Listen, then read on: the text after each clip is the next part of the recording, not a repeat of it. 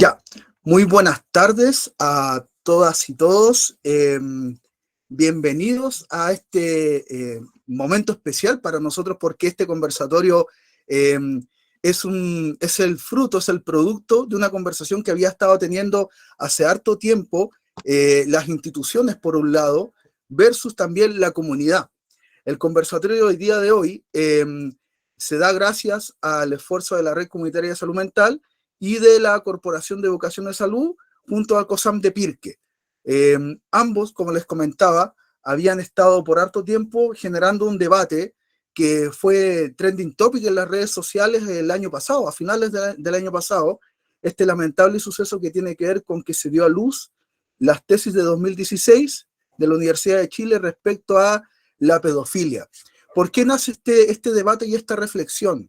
Porque de alguna manera las conversaciones que se fueron dando en torno a la problemática o a la situación que se dio, en algún momento se tornaron muy técnicas y se dejó de lado una parte muy importante que tiene que ser parte y actor clave de esta conversación, que es la comunidad.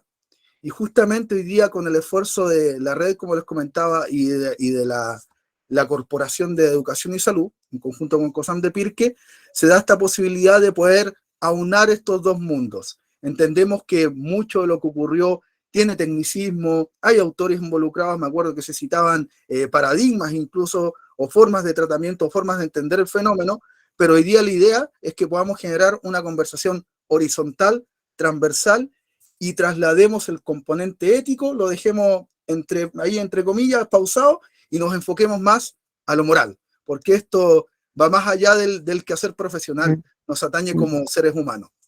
Entonces, para eso, con muy buena voluntad, nos acompañan el día de hoy tres tremendas profesionales de Minca. Tenemos a Nicole Muñoz Núñez, Victoria Reyes y a Andrea Velasco. ¿Estoy bien? ¿Sí? Sí. Excelente. Súper bien. El escenario es suyo, chiquillas, entonces. La idea es que podamos, ustedes nos puedan acompañar en esta conversación y después nosotros, a medida que ustedes nos entreguen las temáticas, vamos aportando en la conversación. Muchas gracias. Perfecto. Gracias a ti, Jorge, y gracias a quienes están asistiendo a este conversatorio. Para nosotros es una experiencia nueva poder participar de conversatorios comunitarios. Nos parece muy interesante la instancia y muy agradecidas de la invitación. Eh, y quiero destacar solamente que también desde nuestra postura, desde donde trabajamos como psicólogas feministas, Minca es una red de psicólogas feministas que está a nivel nacional. En este momento nos encontramos 3 psicólogas y una de nosotros no está en Santiago, 2 de nosotras sí. También relevamos mucho la experiencia, ¿sí?, personal. Sobre eso también trabajamos, sobre los conocimientos que traemos tanto las profesionales como las usuarias o los usuarios, sobre las temáticas que vamos abordando. Entonces nos calza perfecta esta mirada a la cual nos están invitando hoy día. Bueno, como les decía, Minca es una red de psicólogas feministas. Es muy interesante porque las tesis que se están apuntando para conversar hoy día nacen desde, una de ellas desde un magíster, ¿no es cierto?, en género. Entonces vamos a explicar por qué para nosotros también es importante poder tal vez despejar, transparentar, por qué a lo mejor es también importante un punto de vista sobre eso, ¿ya? Bueno, acá yo voy a hablar sobre las cosas que también nosotras hemos conversado, sobre las inquietudes que nos han despertado nosotras también estas tesis.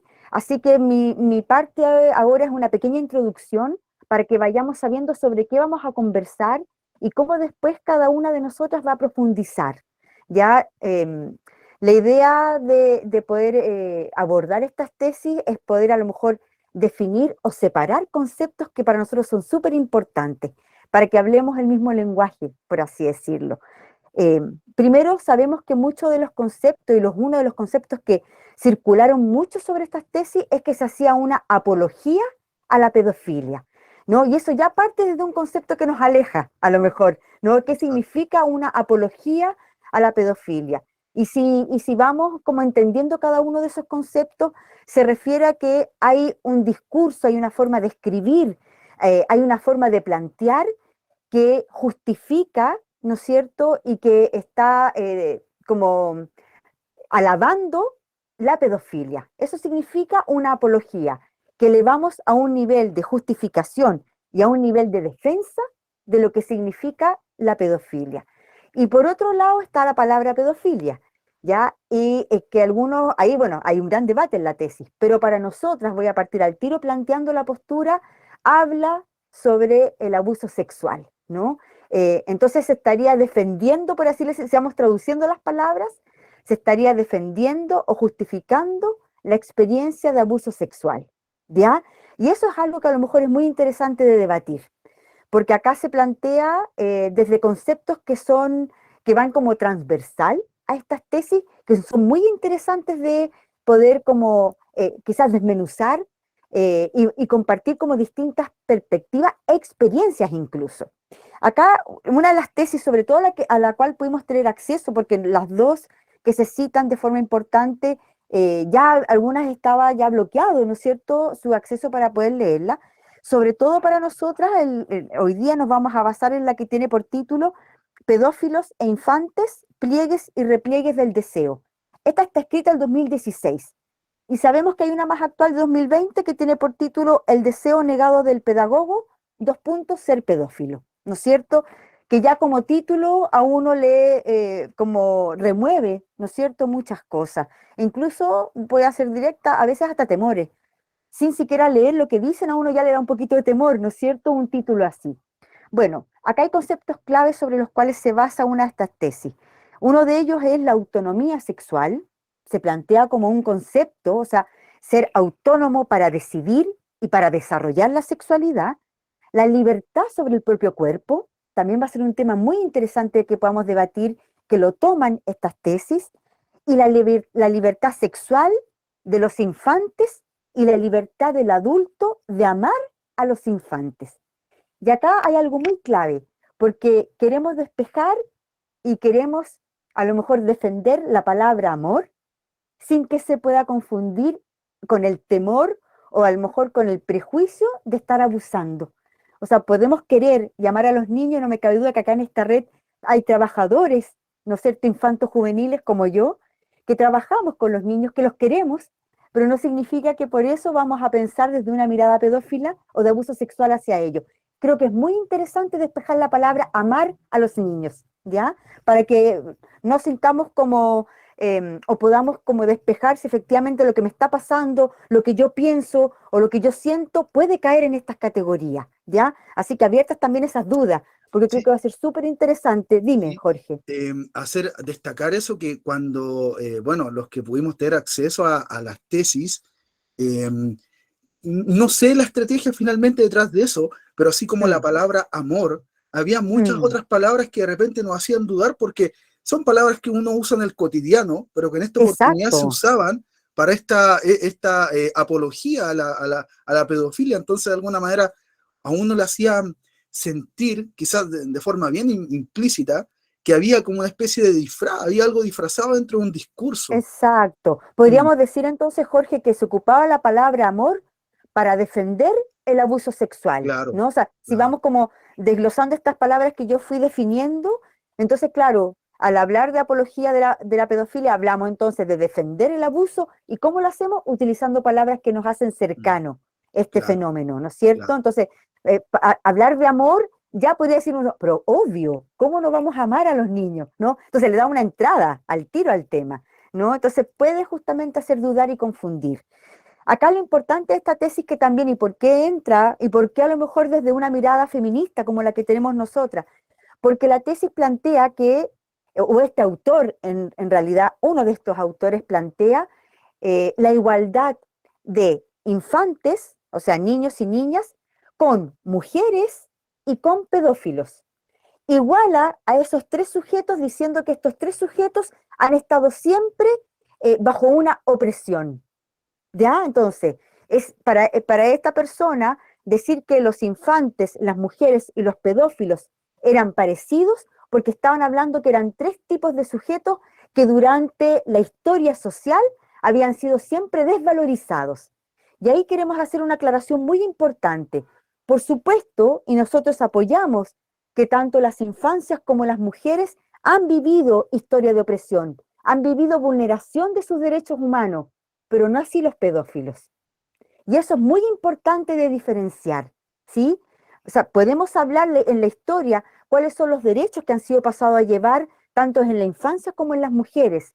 Pero esta tesis quiere plantear que como no le damos el derecho a amar a un adulto, entonces estamos vulnerando su derecho. Y eso hay que romperlo inmediatamente. No podemos igualar a estos tres tipos de sujetos, y que es un poco lo que quiere hacer una de estas tesis. Desde ahí entonces, desde cómo se va desarrollando la tesis, hablan un poquito que el pedófilo viene a liberar entonces a estos niños que han sido negados en su sexualidad. El pedófilo se pone en un lugar de liberador de todas estas opresiones que la historia ha hecho sobre los niños y sobre su sexualidad. Entonces el pedófilo vendría a ser un sujeto que viene a cambiar un poco la historia. La tesis plantea esto, ¿no?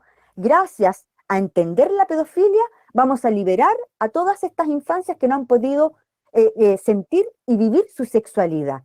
Por lo tanto, también esta tesis desconoce el daño que se provoca en el abuso sexual y finalmente el trauma que estas experiencias provocan en nuestras infancias.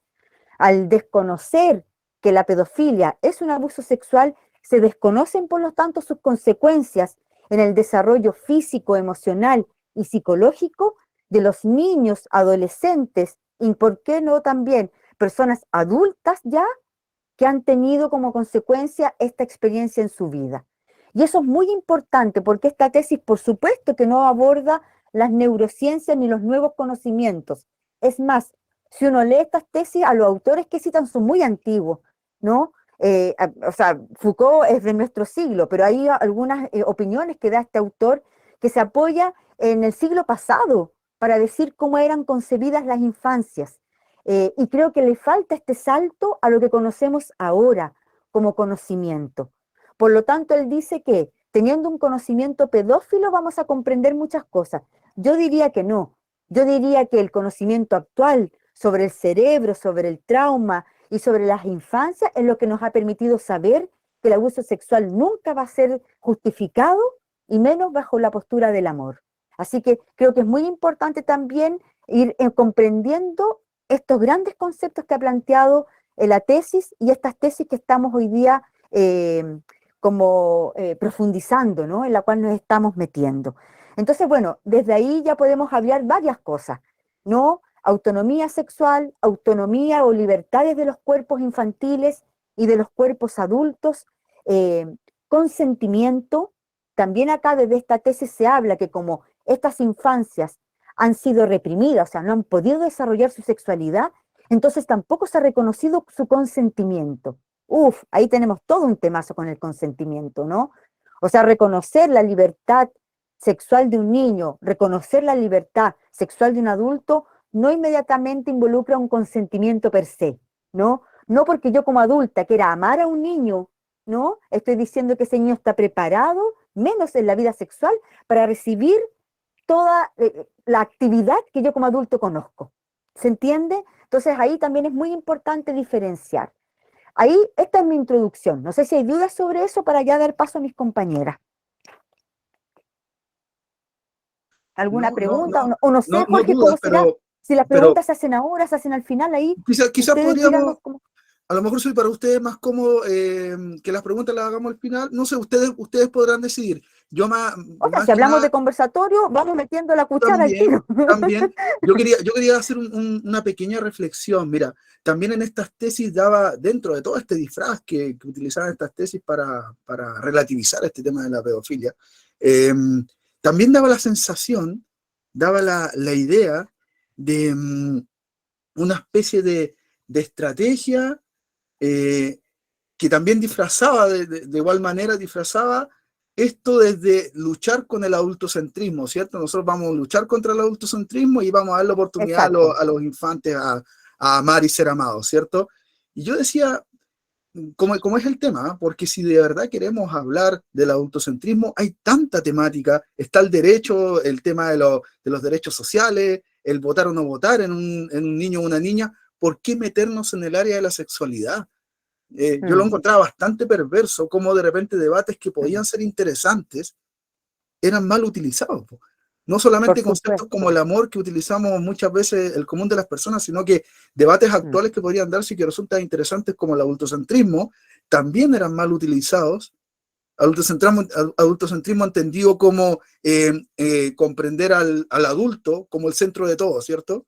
Y mm, no permitir al niño quizás ejercer otros derechos, como en este caso mm, derechos sociales. mm, Pero no mm. se debatía en esa área, se Es que, ¿sabes, debatía Jorge? en un área un poco más conveniente para el pedófilo. Eso es muy interesante porque también lo que se puede entender desde estas tesis es que finalmente ese adultocentrismo se rompería al escuchar si este niño quiere o no quiere justamente Claro, sentirse amado por claro, este adulto, ¿no? O exacto. sea, como esta crítica a que los adultos no tenemos por qué decir lo que los niños quieren, desean y Mm, necesitan, ¿no? Y por supuesto que podemos comprender esa mirada. Yo creo que incluso el adultocentrismo es no escuchar, o sea, los niños mm, pueden dar una opinión, pero sí hay una experiencia, sí hay conocimientos para decir que no todas las experiencias pueden vivirse por un niño o exacto, comprenderse por un niño como la estamos entendiendo los adultos. Entonces, exacto. podríamos hablar que el adulto toma un centro cuando se trata de proteger, por ejemplo, Mm, por supuesto. O sea, cuando yo estoy viendo que hay una vulneración hacia un niño, yo como adulto tomo un rol y puedo desde ese rol decir, acá esto no corresponde, mm, ¿no? O sea, el tener al infante como centro no significa como adultos salirnos totalmente del camino, mm, significa estar atentos. Y acá, en este caso, sobre la pedofilia y el abuso sexual infantil, los adultos tenemos que estar atentos, aunque exacto. estemos escuchando que el niño quiere ir a ver a un sujeto, por ejemplo, que está teniendo un acercamiento que a nosotros no nos parece. Mm, Incluso cuando ese niño diga, oye, yo quiero ir para allá, esa persona me cae bien, uno puede decir, ¿sabes qué? A mí no me gusta cómo esa persona te mira, te toca, te trata. Y mm, eso va a ser desde una mirada a lo mejor adulta, pero protectora. Creo que es así interesante es. poder diferenciar eso Sí, también, ¿no? sí, por supuesto. Sí, Sí. creo que también es interesante y súper necesario darnos cuenta que dentro de esta investigación se reduce mucho la mirada y mucho los conceptos, como el concepto de amor. El concepto de amor es enorme, es gigante, existe el Mm, amor de padre, el amor de hijo, el amor compañero, el amor hacia mi pareja, existen diferentes tipos de amor y por lo tanto eso también es lo peligroso cuando estos pedófilos hablan de ellos mismos como pedófilos. Al final ellos se romantizan esta mirada y se declaran a sí mismos como personas que aman a los niños, cuando en realidad son personas adultas que quieren tener relaciones sexuales con niños y eso es un abuso sexual. Entonces hay que como darnos cuenta que en realidad a lo largo de toda esta investigación todos estos conceptos los reduce, como también la sexualidad dentro de los niños, reduciendo la que sexualidad es genitalidad, y no es así. Todos los niños tienen un desarrollo psicosexual a lo largo de toda su vida, desde los 2 años aproximadamente. No está mal y no es un problema que un niño pasando adolescente pueda llegar a sentir excitación porque, no sé, vio a Justin Bieber o el cabro que esté de moda ahora, eso es como algo normal. Los niños sí pueden tener excitación por cosas normales dentro de lo que puedan llegar a vivir y que no vaya a crear un trauma dentro de ellos. Por otra parte, no está bien y sí es un problema que estos autodenominados personas que aman a los niños quieran llevar ese amor a genitalidad. Eso ya es un problema.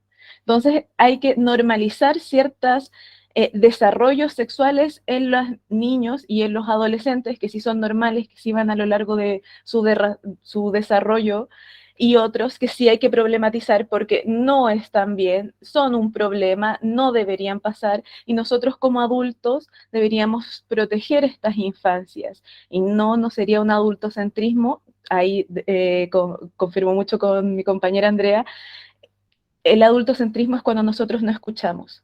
Y tenemos que escuchar, no solamente con los oídos, tenemos que escuchar con los ojos al ver cosas, tenemos que escuchar con la guatita cuando algo nos está diciendo como, por ahí está como mal. A lo mejor ahí quisiera sumar, porque qué interesante la palabra normalización, ¿no? Nosotros discutíamos justamente las tres, preparando un poquito este conversatorio, de que, como plantean estas tesis, como plantea una de estas tesis, como que gracias a comprender al pedófilo, vamos a expandir nuestro pensamiento, ¿no? Como que eso es un poco lo que plantea. Así como en algún momento hay pensamientos que nos ayudan a comprender y expandir, este autor plantea que al comprender el tema pedófilo vamos a expandir nuestro conocimiento. Pero ahí lo que decíamos que justamente el riesgo de eso es normalizar el abuso, ¿no? Sí, Verlo como algo normal. Empezar a pensar con una mirada pedófila es finalmente normalizar un abuso sexual. Y ese es es un riesgo gravísimo, ¿no? No problematizar, como dice Vicky, no decir que eso no corresponde porque no corresponde por etapa etaria, porque no corresponde por experiencia, porque no necesariamente un niño siempre tiene que aprender de un adulto una experiencia, menos cuando hablamos de sexualidad, ¿no? Hay cosas que van de la mano con un desarrollo, con una etapa, pero también con cómo lo vivo. Y por eso también quienes trabajamos con niñeces sabemos que es distinto un juego sexual a un abuso sexual, porque tienen que ver edades, porque tienen que ver circunstancias, contextos. Entonces, también es muy importante hacer esas diferenciaciones. Sí, súper importante el darnos cuenta que la creación de conocimiento, como lo quisieron hacer estas personas dentro de las tesis, no es lo mismo que la normalización y la justificación de un discurso de abuso sexual.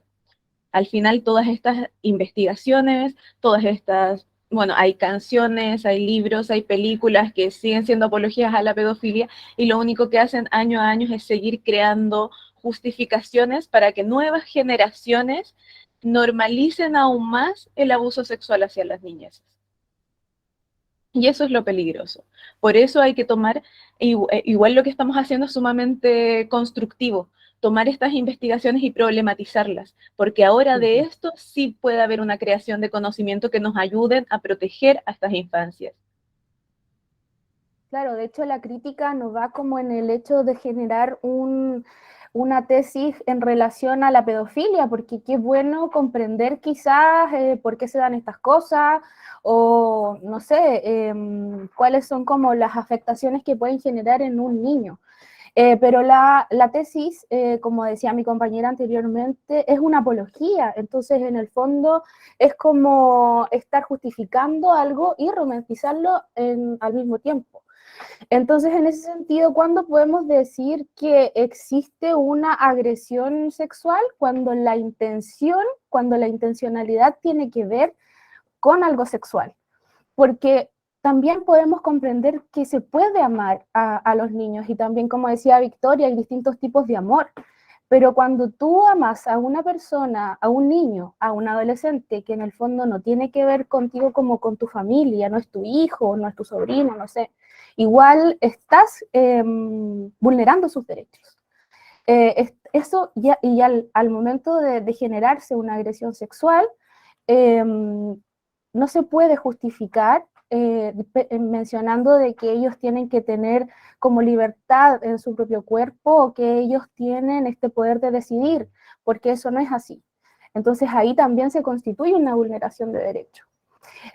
¿Cómo podemos igual intentar de que estas cosas tengan como más apertura o que se puedan profundizar, digamos, de forma más comunitaria con educación sexual integral? Yo creo que eso es básico y es fundamental. Yo, por lo menos por mi parte, siento desde que cuando yo estudié, a mí no me pasaron estas cosas, yo no comprendía esto, entonces, por lo tanto, a lo mejor ciertas situaciones de agresión o de abusos de poder no las comprendía o no las comprendíamos porque no sabíamos que eran así. Entonces, está bueno hacer esta distinción en cuanto, ya, puede existir una persona que sea pedófila, pero que a lo mejor nunca haya llegado a cometer un acto de agresión sexual. Pero ya cuando existe esta intencionalidad en cuanto a lo sexual, eso es una vulneración de derecho. Y como para Para Perfecto. sumarle a lo que acaba de decir Nicole, es importante entender que los niños no pueden dar consentimiento. Se habla mucho en esta tesis sobre el derecho de estos niños de ser amados por adultos y nosotros claramente entendemos que los niños tienen derecho a ser amados, a ser protegidos, a ser cuidados, pero claramente no a un amor sexual genital. No, siempre doy como un ejemplo muy bueno y es que los niños son tan inocentes que no se van a dar cuenta de que a lo que ellos puedan consentir va a conllevar a una consecuencia grave a corto, mediano o largo plazo. Entonces un niño sí le puede decir a su mamá que quiere todos los días comer McDonald's y va a estar consintiéndolo, y va a quererlo, y va a desearlo, y va a saber qué es lo que quiere. Va a decir, sí, mamá, si yo quiero McDonald's, yo quiero McDonald's, yo quiero McDonald's. Pero ahora que nosotros somos adultos podemos darnos cuenta que ese consentimiento no es consciente. Él no tiene conciencia con lo que le va a hacer bien a su salud, no sabe, no sabe muchas cosas. Entonces, a lo largo de que después él pueda cumplir, no sé, 20 años, puede ir y acercarse a la mamá diciendo, ¡ay, mamá, pucha! ¿Te acordás cuando yo te decía que quería comer McDonald's todos los días? Uy, menos mal no me dejaste. Y Mm. ahí tenemos un punto sumamente importante. Los niños, nosotros debemos proteger a los niños y como tenemos más conocimiento, más capacidad de análisis, nuestro psiquis sí está desarrollada del todo, nosotros tenemos que protegerlos de eso. Ellos simplemente no pueden dar su consentimiento, menos para algo de esta índole. Bueno, buenas tardes. Bueno, Hola. Hablando con respecto a la apología, en este caso de la pedofilia, más allá, viéndolo más allá de lo que significa, claro, este romanticismo respecto a la pedofilia, también es rescatable el colocar este tema en la palestra, comprendiendo que los niños en sí, como mencionaba anteriormente, tienden a consentir muchas veces cuando algo va muy camuflado desde el cariño, ¿cierto? No, es que yo lo hago desde Así el es. amor, yo lo hago porque te cuido, yo lo hago porque te quiero. Y si tú me quieres, tienes que retribuírmelo como yo lo estoy, desde lo que estoy pidiendo, ¿cierto? Ujú. Entonces existe este como cariño camuflado, Mm, ¿cierto? Solapado para poder mm, conseguir. Es mm, labor de nosotros como padres, como adultos, como hermanos, como tíos, como familiares, que mm, tengamos las herramientas para poder trabajar con los pequeños y mm. poder también entregarles a ellos las herramientas necesarias para que puedan identificar el riesgo que se corre cuando, de una u otra forma, el amor o la muestra del cariño se mal utiliza, ¿cierto? Así es. Porque eso igual es importante recalcar cuando tenemos porque muchas veces las mamás, lo veo desde el punto de madre, del decir, Mm. oye, yo doy todo y lo protejo, lo cuido, y casi no lo dejo ni siquiera salir a la esquina para no colocarlo en riesgo. Así es. Pero lo que estamos haciendo de cierta manera es acorralarlos y no entregarles las herramientas necesarias para que ellos puedan defenderse cuando se vean expuestos a situaciones en sí. ¿Cierto? Yo estoy Así es. actuando desde el Sí, amor de madre y digo, no, es que tú no puedes salir o no puedes juntarte con ciertos niños, no puedes juntarte con ciertas personas porque estás en peligro. Y yo creo que desde esta postura, cuando nosotros colocamos este tema en palestra, estamos también entregando herramientas, herramientas para identificar, herramientas para defenderte frente a estas mismas situaciones. totalmente de acuerdo. E incluso ahí yo destacaría también que a lo mejor rompiendo un poquito lo que tú estás diciendo, o sea, compartiéndolo, pero a la vez haciendo un punto ahí, eso, que se sabe ahora el conocimiento a través de las investigaciones con respecto a todas las instituciones y todos los profesionales que trabajan en abuso sexual, que la mayoría de los abusos ocurre por personas conocidas, en entornos familiares y cercanos de confianza. Entonces eso es muy, muy importante porque uno de repente como mamá puede pensar que el riesgo está afuera, ¿no? Y también es muy importante saber que también podemos tener dentro de esa confianza que a veces los pedófilos abusadores se ganan con los niños, algo muy, muy cercano, ¿sí? Entonces, es clave, a mí se me venían muchos ejemplos cuando tú estabas hablando. Por ejemplo, yo me imaginaba que no es negativo y para nada en ningún ámbito, por ejemplo, compartir cama con nuestros hijos. esa cosa de los domingos que uno se pasa a la cama de los papás, qué rico regalonear, ¿no? Qué rico estar todos los cuatro, los hermanos mayores con los menores, en la cama viendo una película. Allí no está, ¿no? No estamos diciendo que hay que tener ojo con eso y que como mamá ahora tenemos que estar urgiéndonos con cada vez que nuestro hijo esté cerca de otra persona. Tiene que ver con que cuando un niño en esa misma cama, ese adulto lo abraza y pone su brazo sobre una mama de la niña, no sobre un pecho, o ese adulto al abrazar pone su mano en la vagina de ese niño, eso es lo que no corresponde. No compartir espacios íntimos, ¿no? No vernos desnudos, no conocer nuestros cuerpos, eso no tiene que ver con el abuso, sino que justamente estas acciones intencionadas, como decía Nicole, o sea, yo me acuesto al lado de este niño y sé que lo que quiero hacer es poner mi mano en sus partes íntimas, y lo hago. Esa intención es lo que vulnera ese derecho. No que estemos todos como juntos, como familia, viendo una película acostados todos juntos en una cama, no rozando cuerpo con cuerpo. Eso no tiene que ver con la pedofilia. Entonces, súper interesante lo que tú dices, porque tampoco la tía del furgón es una pedófila. O sea, la idea es justamente como poder diferenciar esos avisos, esas cosas que los niños, que antiguamente, no nos olvidemos, que antiguamente los niños no eran creídos en estos relatos. Cuando un niño decía, mamá, la tía del furgón, o incluso mi hermano mayor, mi abuelo, mi tío, mi primo, me tocó mi vagina, era como, me estás diciendo, obvio, los niños mienten, son súper fantasiosos los niños, oye, pero ¿cómo? Si él te quiere, ¿no? O sea, antes era muy difícil creer en lo que un niño decía.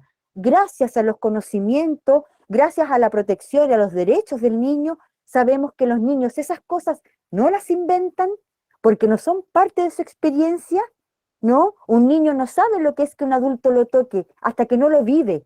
Por lo tanto, ese niño habla de lo que está viviendo, ¿no? Entonces es muy importante esa credibilidad. Y eso que tú dices es la alerta que tenemos que tener los adultos. Primero, creer en un relato que no es tan normal, porque es distinto decir, mira mamá, no sé, mi compañera me dio un besito acá en la mejilla, oh, ya, sí, no, o verlos abrazaditos a ellos, pero que venga un adulto, toque su parte íntima, eso al niño lo va a dejar en shock. Y cuando te lo va a contar, te va a estar contando algo que es difícil de inventar, porque él no sabe que eso existe, pero sí lo está viviendo y por lo tanto te lo está relatando. Esa atención como mamá a la credibilidad de un relato o de cualquier profesional de los que estamos acá es fundamental.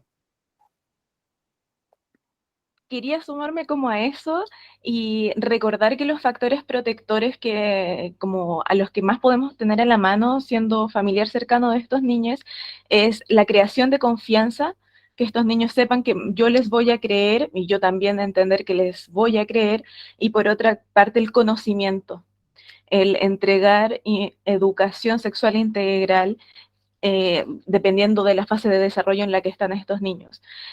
Muchas veces pasa que la información es demasiado general. Por ejemplo, nadie te puede tocar. Y los niños son muy concretos, entonces es literal, nadie me puede tocar. Si un adulto va y me dice, hola, mijita, y me tocó acá el brazo, entonces no. Mi mamá me dijeron que a mí no me podían tocar. Y por eso es tan importante y se le da como esta relevancia a hablar con las palabras que tenemos que hablar.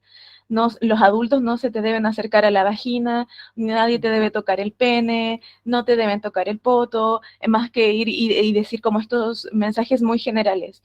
Mientras los niños más sepan de su autonomía en su cuerpo, que ellos son los dueños de su cuerpo, que nadie debería interferir a ellos, qué está bien, qué está mal, qué roces son normales, con quién me siento cómodo, cómo siento esta comodidad, siempre van a ser factores protectores. Exacto. Lo máximo. Vicky, ahí podría contar el ejemplo de la galleta. Sí, Yo lo encuentro buenísimo.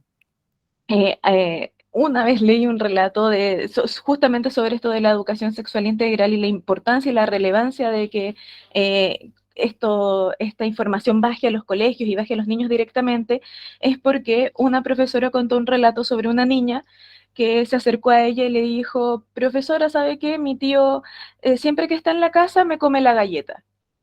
Entonces la profesora le dijo, pucha, ¿sabes qué? Dile a tu tío que no, pues que no se coma tu galleta, hay muchas otras galletas. O tú ándate de ese lugar y cómete otra galleta. Ya pasó una semana, fueron a hablar sobre educación sexual integral, hablaron sobre abusos sexuales, sobre el tipo de acercamiento que era normal en adultos, cuáles no, cómo decirlo, y ahí esta misma niñita levantó la mano y dijo como, a mí mi tío me toca la vagina. Mm. Y bueno, después hubo toda esta como red de llamar a los papás y sí se enteraron de que en la casa la vagina le decían galleta. Y si no hubiera habido esa Exacto. conversación en el colegio, esta niña podría haber crecido toda la vida, bueno, en abuso sexual y No, y normalizando, diciendo lo que le estaba y, pasando, pero no están, y no no ser escuchada, siendo ser invisibilizada. exacto. Es muy interesante. Yo creo que los pedófilos también en esto que también en la intencionalidad pueden generar incluso conceptos que para los niños son muy amigables, ¿no? Y que justamente hacen que para los adultos sea muy difícil detectar que se está hablando de un abuso. Por ejemplo, que el pedófilo o el abusador acostumbra a llamarle galleta a las partes íntimas. Es muy conveniente para él, porque esta niña cuando hable de galletas no va a estar hablando efectivamente de un abuso sexual, va a estar hablando de algo normal, que se come, que se toca, que se quita, ¿no es cierto? Entonces, es muy importante el concepto, el uso de conceptos bien utilizados, literales, siempre desde pequeños con los niños, evita. ¿Se acuerdan cuando en un momento a todos los profesores, a todos se les decía tía y tío? Y gracias al conocimiento de las consecuencias del abuso sexual y gracias a los derechos del niño, se le empezó a solicitar a las escuelas y a las familias que se les dijera por los nombres y que dejáramos de hablar de tíos y tías. ¿Por qué? Porque cuando un niño hacía un relato sobre abuso, hablaba de la tía y era muy difícil individualizar quién había sido el que había cometido, el adulto o la adulta que había cometido el abuso. Porque la tía que me hace clases, la tía que viene en la tarde, el tío que me llevó al paseo, ¿quién es? Entonces, todas esas cosas que son preventivas, hablar por el nombre de la persona, evitar que para los niños todas las personas sean tíos, porque no olvidemos que los tíos son personas cercanas, consanguíneas. Es la hermana de mi papá, es la hermana de mi mamá. Por lo tanto, al hablar de tíos a personas desconocidas, yo ya la estoy llevando al ámbito familiar. Y eso puede fácilmente hacer que un pedófilo entre justamente a ese círculo familiar. Entonces las personas por su nombre, ¿no? Incluso esto antiguo de obligar a saludar, también se sabe que si un niño no quiere dar un beso, ¿no? A un adulto que nos quiere ser abrazado, ¿por qué? Porque también experiencias de sentirse sobrepasados en sus límites corporales han ocurrido en estos pequeños actos, de un beso que está cerca de la boca, de un abrazo que al abrazar se corre la mano hacia el glúteo. O sea, ojo con eso, también son factores protectores.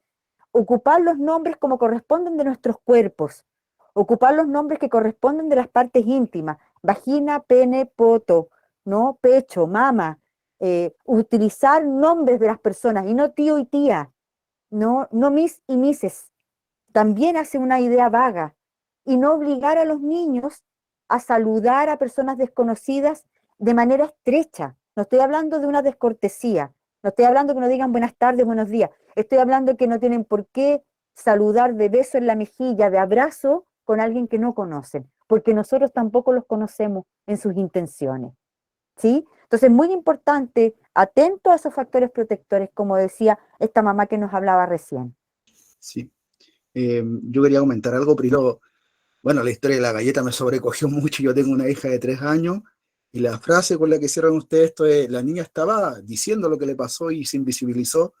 Wow, me movió bastante.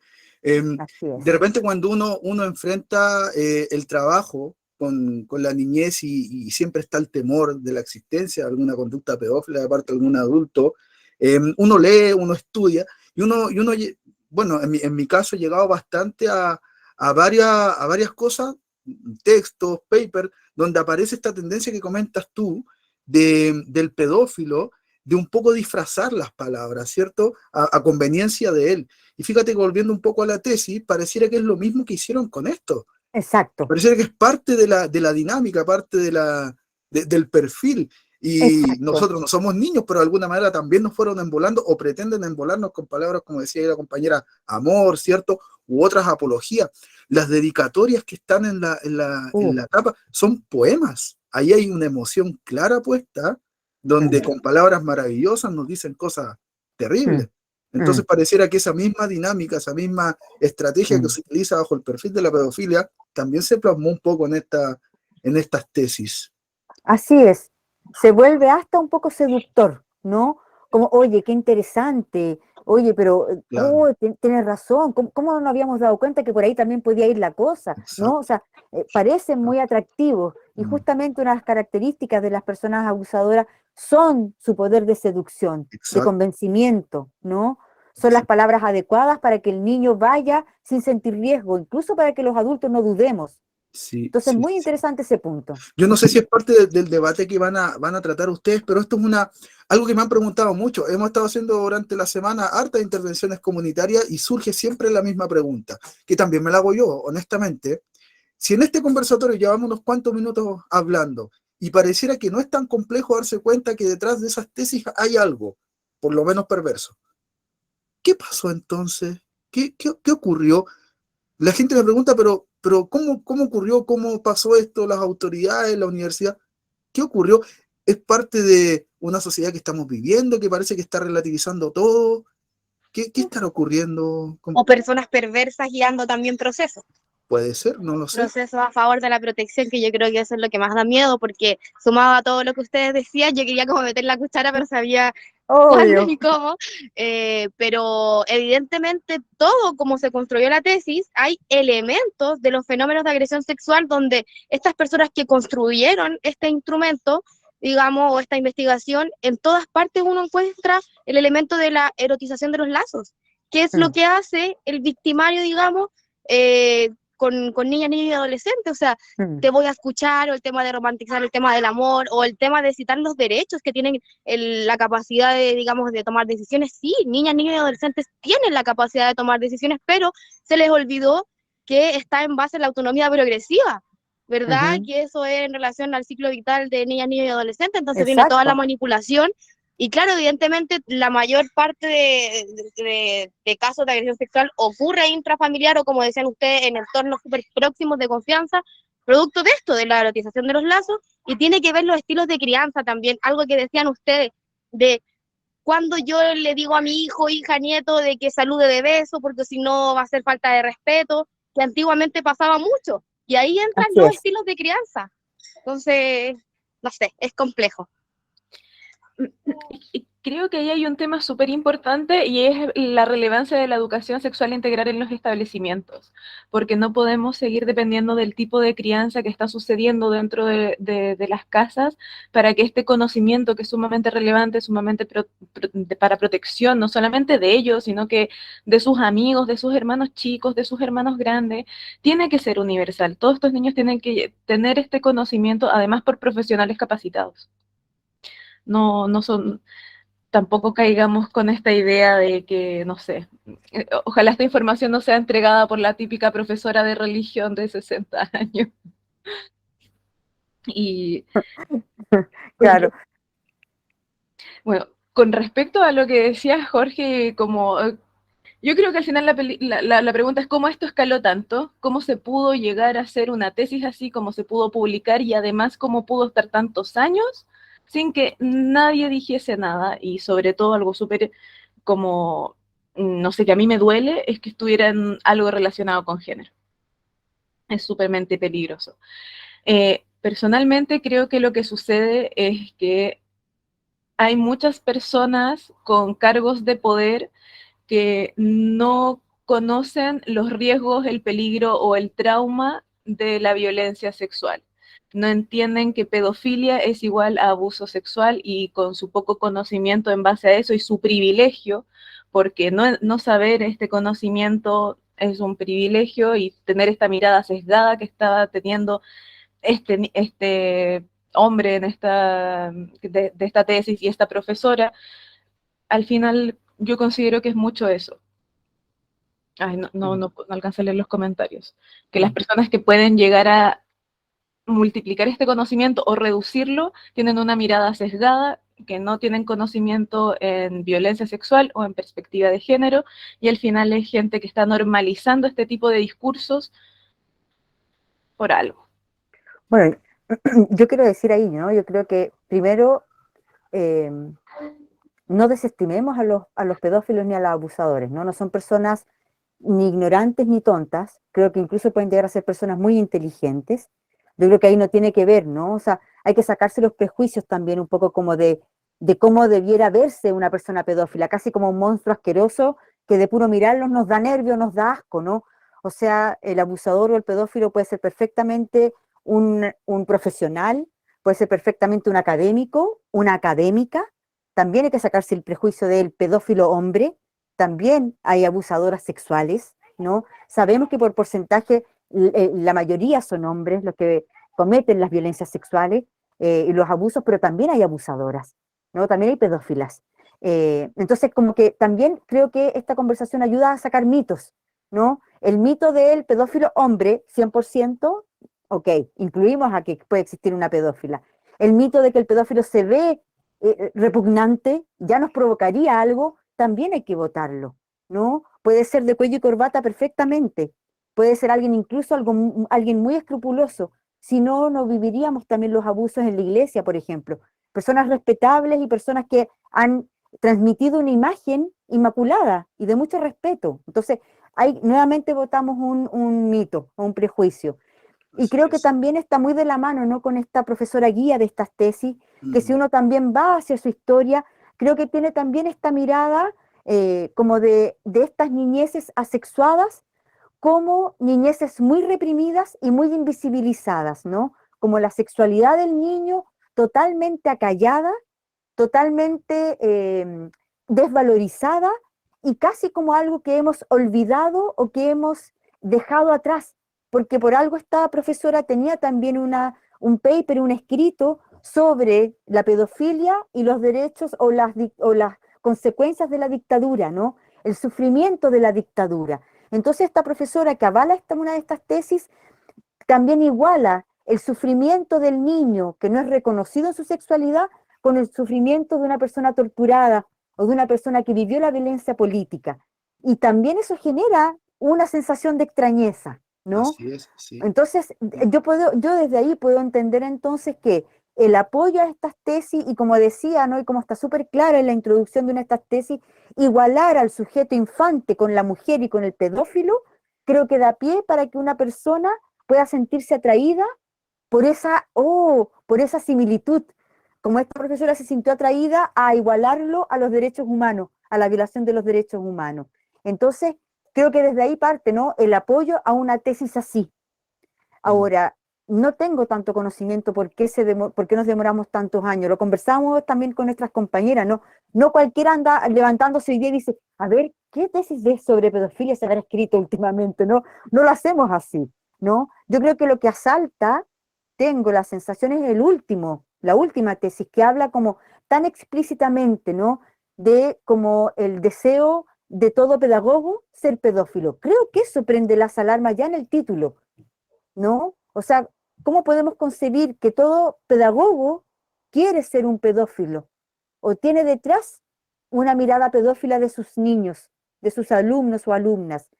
Creo que eso que en el 2020 puede haber abierto las alarmas nos hace llegar al 2016 con esta otra apología, con esta otra tesis que alaba, ¿no es cierto?, el abuso sexual. Entonces creo que a lo mejor pueden estar unidas ambas con diferencia de tiempo, pero una con un título mucho más llamativo que el otro, porque esto del pliegue y del repliegue de repente tampoco no nos dice tanto, ¿no? Pero sí que el ser de todo pedagogo es ser pedófilo, yo creo que enciende las alarmas donde uno esté, ¿no? Sí. Entonces yo creo que ahí se hace un nexo también, por eso llegamos a esto. Y se genera, bueno, uno después va escalando y va viendo el funcionamiento de lo que ocurrió. Yo recuerdo también cuando leí creo, no sé si habrá hecho más, pero la justificación, la primera que entregó la universidad, y yo quedé espantado porque en entre líneas, en algún momento decía, la verdad es que las tesis estaban en orden, estaban bien citadas, estaba aquí, estaba en orden. Cumplieron con lo ético.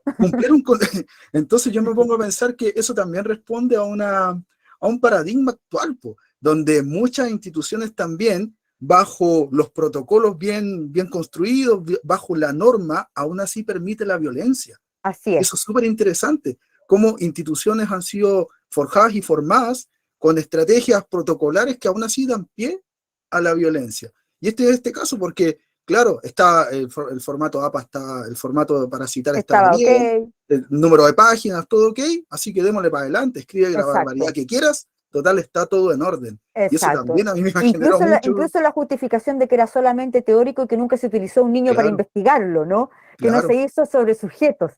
Y sí, sabemos, como decía bien la Vicky, que estamos generando conocimiento, ¿no?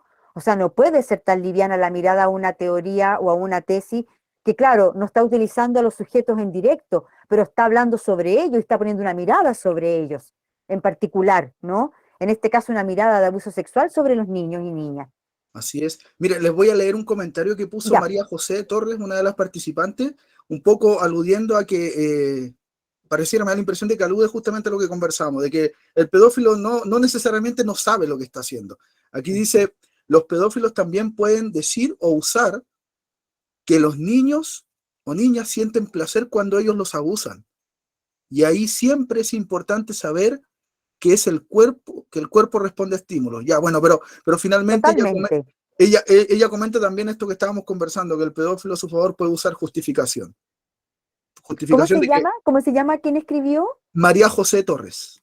Sí, sí, María José, incluso yo podría decir que uno de los grandes trabajos que hay en la reparación o en la superación de un abuso sexual es justamente poder separar el sentir placer con una experiencia de vulneración de derecho.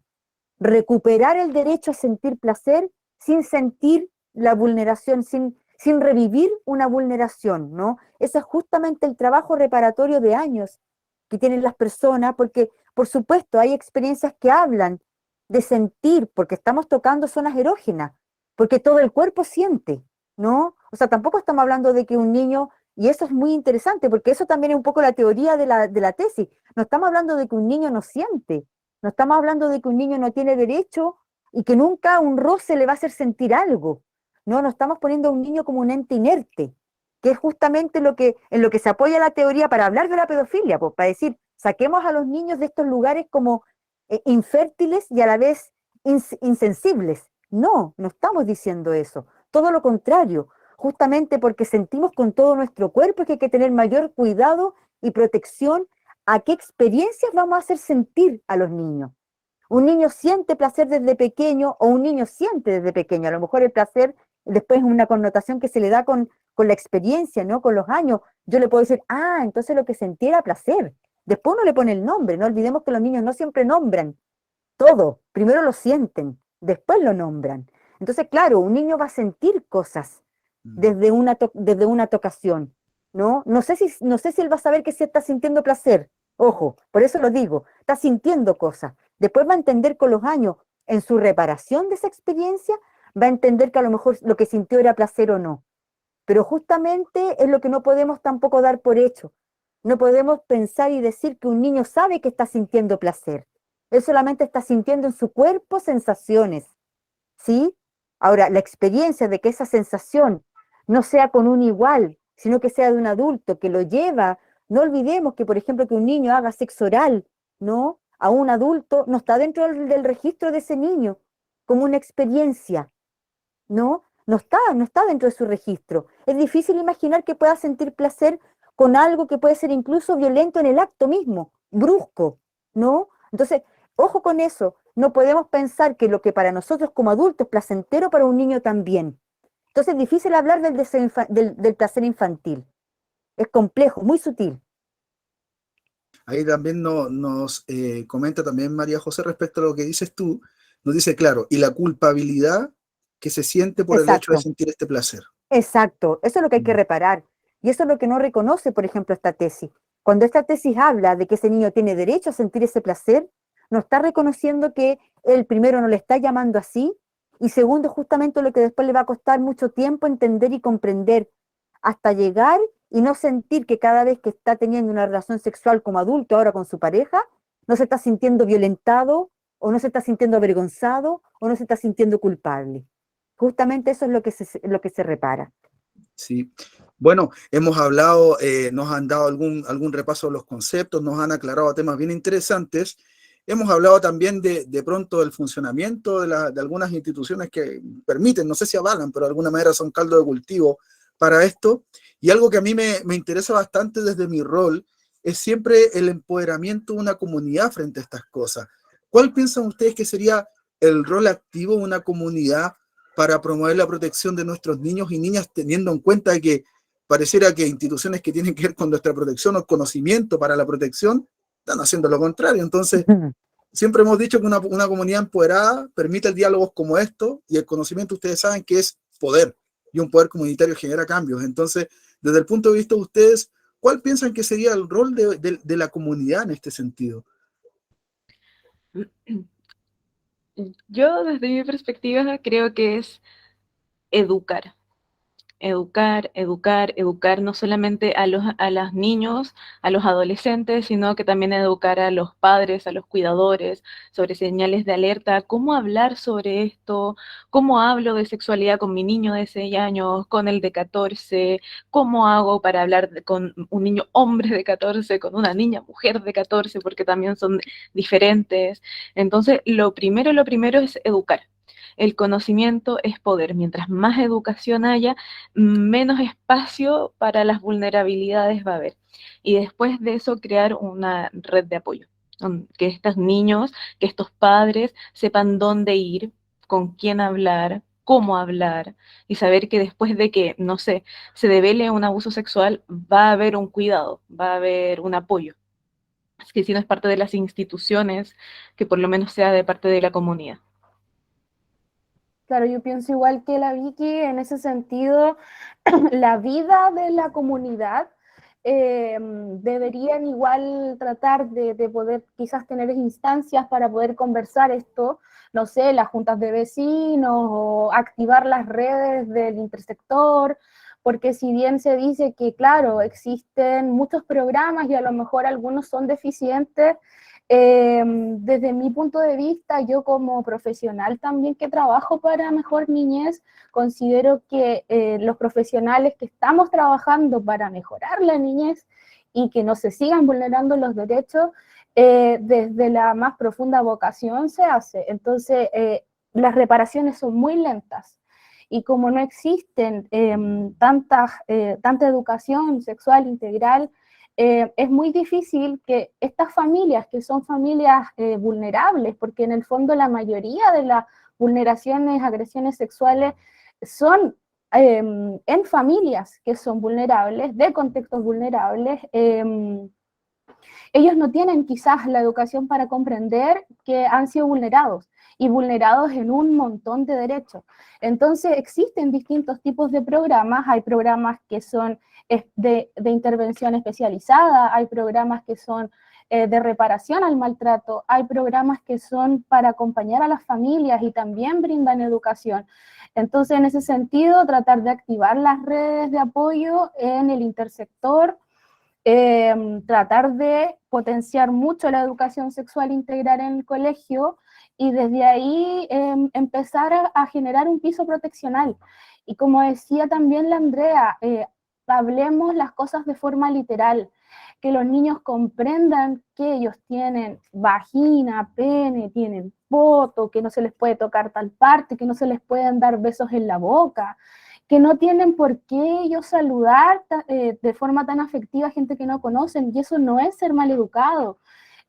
También aclarar que, por ejemplo, en el momento en el que existe algún tipo de sospecha de abuso, se debe realizar una denuncia, y se debe realizar una denuncia o en Carabineros, o en Fiscalía, o en la PDI, y de ahí de inmediato se empieza a generar un proceso judicial en el cual los niños son derivados a estos programas.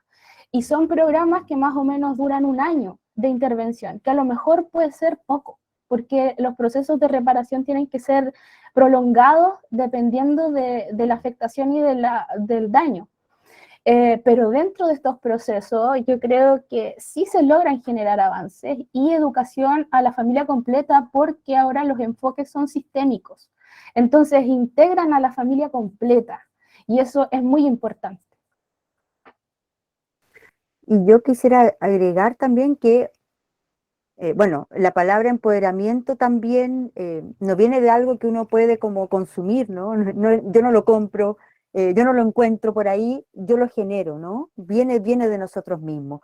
Por lo tanto, ahí yo también me gustaría como relevar el derecho que la comunidad, sobre todo los adultos y adultas, tenemos de reconocer nuestras propias experiencias de abuso también, ¿no? O sea, yo creo que parte importante de poder sanar como comunidad es que yo también como adulta tenga el derecho, ¿no?, a poder sanar mis propias experiencias infantiles. Y eso también parte porque todo lo que estamos conversando ahora puede remover, puede abrir, puede tocar experiencias y que sabemos a través de los estudios que de 10 adultos que estemos acá, por lo menos 7 han vivido distintos tipos de vulneración y de violencias en su infancia, ¿no? Entonces, podemos saber que quienes estamos conversando acá tenemos historias, tenemos experiencias, tenemos traumas algunos. Entonces, para mí es muy importante que como comunidad primero reconocer que tenemos derecho a sanar también los adultos en este proceso.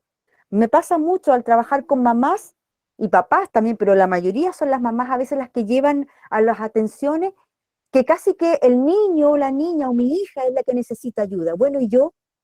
¿Y usted como mamá? ¿Y usted como papá? ¿Y la historia familiar que tenemos? ¿Qué pasa con ella? ¿No? Entonces es muy importante. Acá a raíz de la lectura y a raíz del conocimiento de estas tesis se removieron muchas.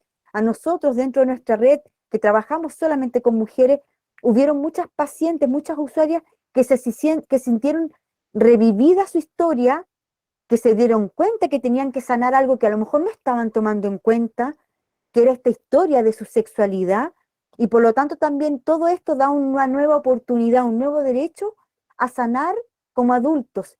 Somos los adultos los que hacemos también la comunidad. Somos los adultos los que también estamos y tenemos que estar atentos y a lo mejor disponibles para contener. Pero si esa es una herida en mí, va a ser difícil que yo pueda contener la herida en un otro, porque a mí también me va a doler.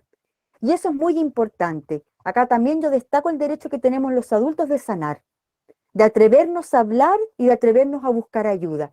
Esa es una comunidad que también va sanando a nuestros niños.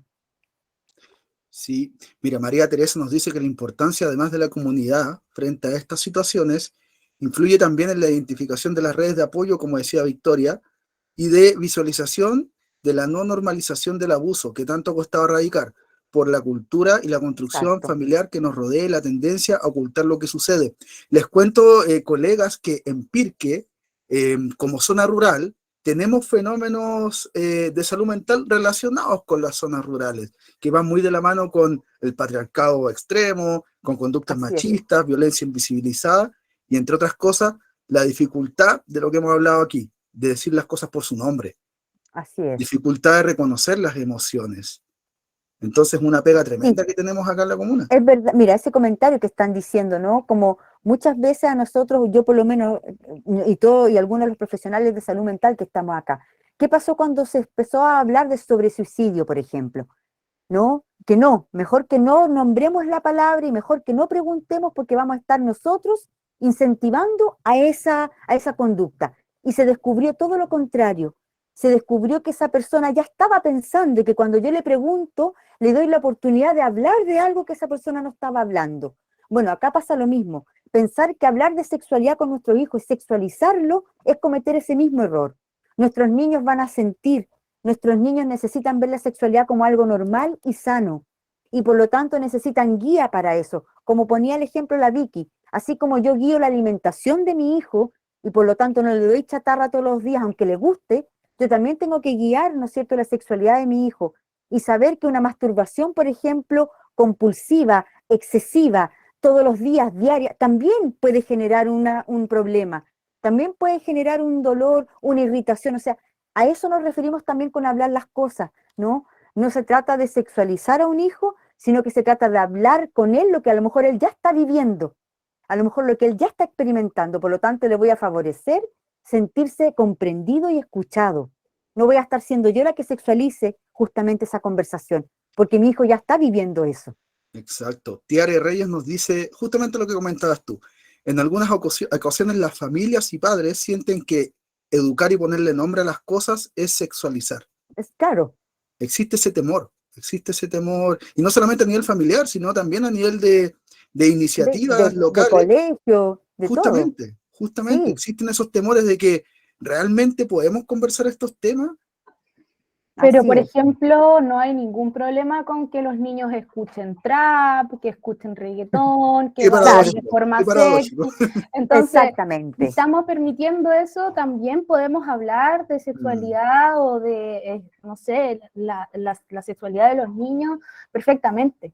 Totalmente, es un súper buen ejemplo. Y creo que acá hay un efecto de adultocentrismo. En realidad, muchos padres no hablan de sexualidad porque ellos se colocan incómodos, no porque quieran sexual. No, no, no, es como no.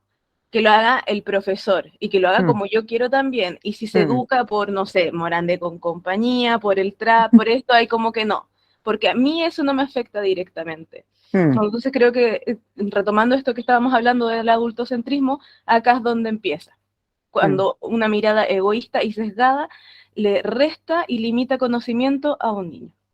Sí. Y ahí yo devuelvo un poco la responsabilidad también que tenemos el rol de las instituciones de salud, porque claramente, y volviendo específicamente a Pirque, al ser una comuna históricamente que ha tenido dificultades con expresar las cosas claras, quizás tenemos que poner mucho más foco y énfasis a promover la expresión emocional, la expresión del discurso tal como tal, e ir educando y acompañando a nuestra comunidad para que ellos mismos generen el empoderamiento para poder educar a sus hijos y a sus familias.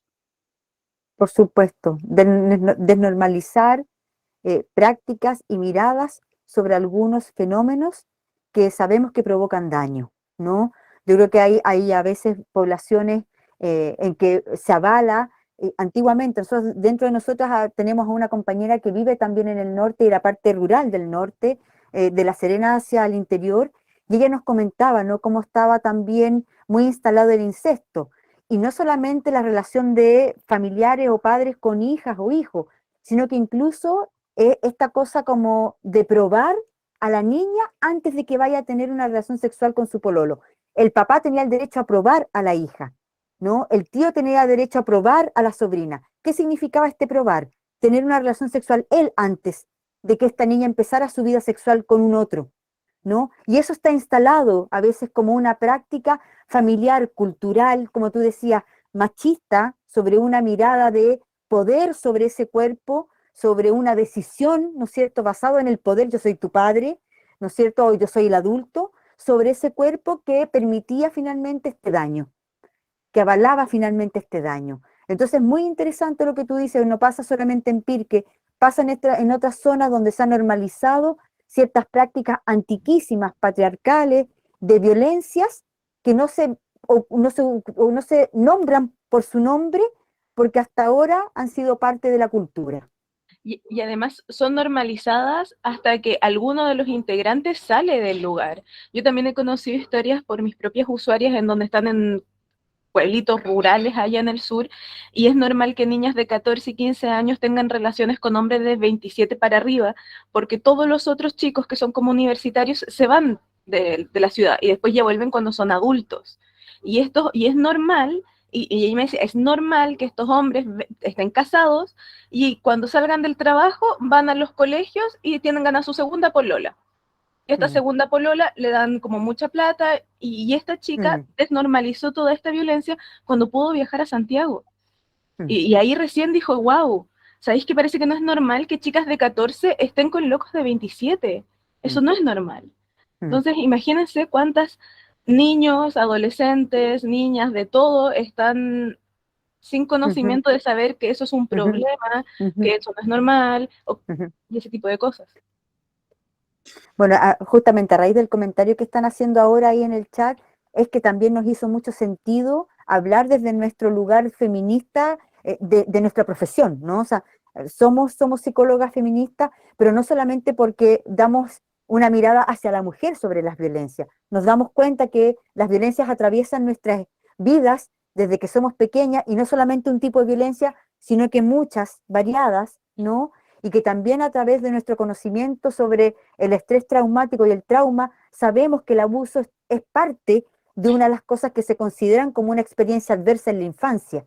Entonces, hay muchas cosas que vamos uniendo, que no solamente está en la violencia machista hacia la mujer, ¿no es cierto?, conocida también como violencia intrafamiliar, sino que también están las otras distintos tipos de violencia, la sexual, la económica, la simbólica, la psicológica, la emocional, etcétera, que son muchas veces parte también de una violencia de abuso sexual, ¿no? O sea, también se hace un abuso a nivel psicológico de este niño, no solamente del cuerpo, sino que también de su psiquis. Entonces, estamos también en todas estas intersecciones de violencias, ¿no? Sí, sí, así es. Bueno, da para mucho, siento que el debate es, porque vamos generando escalas de debate, porque una cosa nos lleva a Así la es. otra, entonces da para mucho. Yo de verdad quedo muy agradecido y les aseguro, colegas, que esto que se ha generado el día de hoy va a ser material de trabajo para las redes locales que tenemos nosotros. Hay mucho interés por distintas grupalidades de la comuna de poder conversar y trabajar este tema, así que vamos a seguir compartiendo esto, e incluso les comento, me aprovecho de hacer la ¿Ya? invitación, que la comunidad tiene un programa radial y también está con el interés Ya, de invitarla, entonces si en algún momento se animan, también son encantadas. más que bienvenidas. Cuenten con nosotros si hay algún equipo que hoy día nos escuchó y que quiera llevar esta conversación a su lugar, ningún problema, Sí, que nos contacte. incluso De todas maneras, nos solicitaron que hiciéramos una conversación similar, pero para colegas, exacto.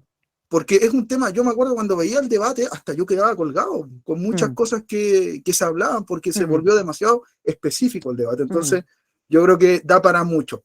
Antes de que cerremos, no había podido darle la palabra a don Cristian Caldames, que nos acompaña. Él es el secretario general de la Corporación de Pirque.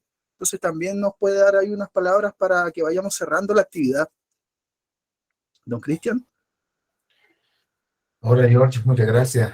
sí, Sí, mira, lo primero, al igual como lo dijiste tú, agradecer esta instancia. Yo la verdad que me sumé porque quería conocer, ¿no? Al igual que muchos, probablemente los que estamos aquí, vimos la información en los medios de comunicación. Yo estuve haciendo un seguimiento de algunos temas, algunas personas incluso hacían algunas críticas a las famosas tesis de la Universidad de Chile desde el punto de vista más bien metodológico.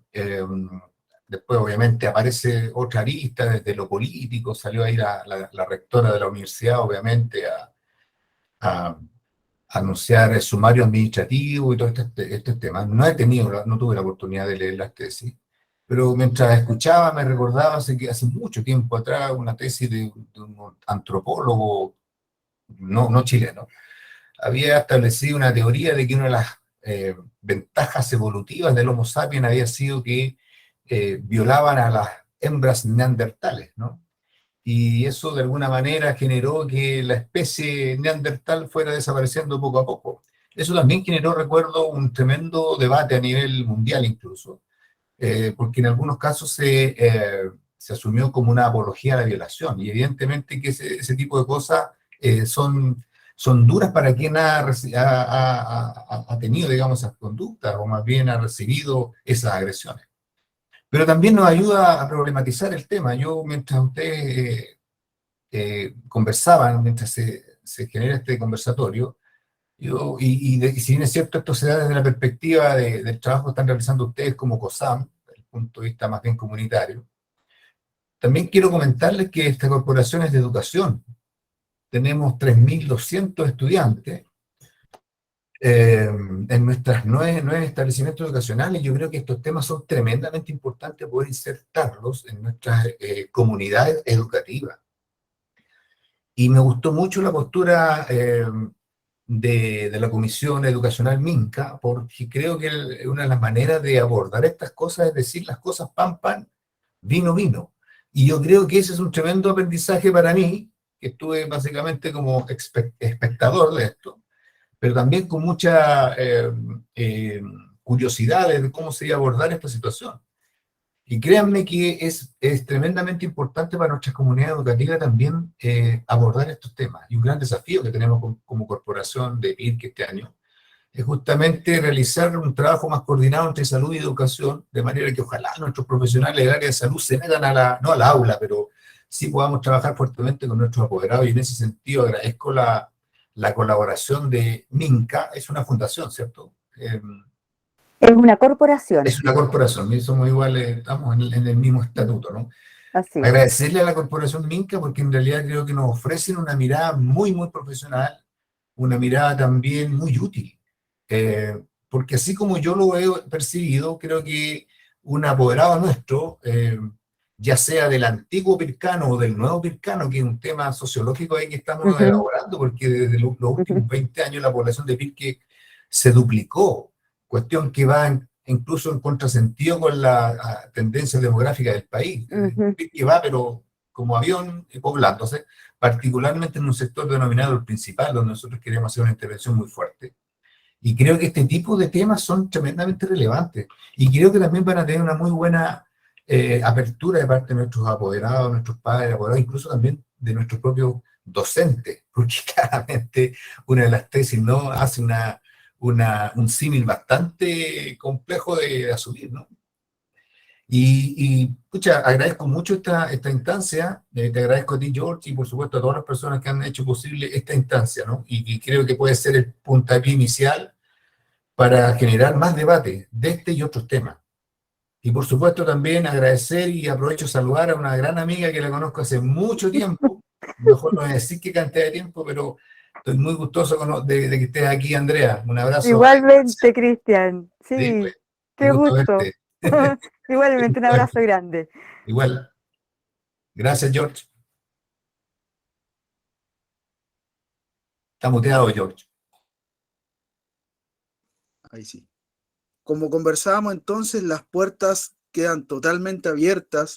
Esto es una conversación de interés humano. Entonces, por supuesto que no es transversal para todos nosotros, profesionales, funcionarios, educación, salud, apoderados, agrupaciones de adolescentes también tienen mucho que decir frente a esto. Entonces, todas estas grupalidades que hemos estado conversando durante estas 2 semanas tienen mucho interés de seguir con la conversación. Nosotros vamos a bajar en conjunto con la corporación COSAM y la red, vamos a bajar esta conversación, vamos a trabajar esta conversación, y ustedes, por supuesto, chiquillas, tienen mucho que aportarnos en esto. Así que, de verdad, estoy súper agradecido, súper contento. No les niego, para mí es un tema también muy novedoso trabajar estos temas como bien dicen ustedes, como son, y más online. Entonces, quedo súper contento, súper satisfecho y con ganas de seguir trabajando juntos. Oye, Eso. muchísimas gracias a ustedes por la invitación, por la confianza, también por confiar a lo mejor en una mirada que también de repente genera ciertas distancias, pero creo que acá estamos también trabajando por los derechos humanos, y esos son transversales, ¿no? Cuando hablamos de violencia o de violación a los derechos, estamos hablando también de derechos humanos, y en eso estamos todos, ¿no? Exacto, Ahí confluimos y nos apoyamos. Así que exacto. muchas gracias a ustedes. Ya pues, ya pues. Nicole, Victoria, ¿algo que quieran comentar antes de que cerremos? Muchas gracias por la invitación y reitero lo que dijo Andrea, que para cualquier cosa más adelante nos vayan diciendo nomás. Y muchas gracias por esto, muchas gracias por la oportunidad de que todo el mundo sepa de este conocimiento. Gracias a ti. Sí, yo igual me uno a mis compañeras, muchas gracias por la instancia, siento que son muy necesarias estas actividades en comunidad, que podamos también conversar, compartir, solucionar dudas, hablar las cosas como son, y nosotros estamos a disposición si es que necesitan igual más ayuda. Yo soy del norte, no podría quizás asistir de forma presencial, pero de todas formas, cualquier cosa que se necesite, si tienen alguna duda o si necesitan algún tipo de orientación, nosotras estamos ahí. Estupendo. Sigamos en contacto y sigamos trabajando. Muchas Así gracias es, a todos y todas los que participaron en esta oportunidad. Nos queda harto trabajo que hacer. Así que nos estamos a viendo. ustedes. Que estén muy Buen bien. fin de semana. Igual Sí, que para Chao. todos tengan y un buen todas. fin de Gracias. semana. Adiós. Abrazos. Chao. Abrazo.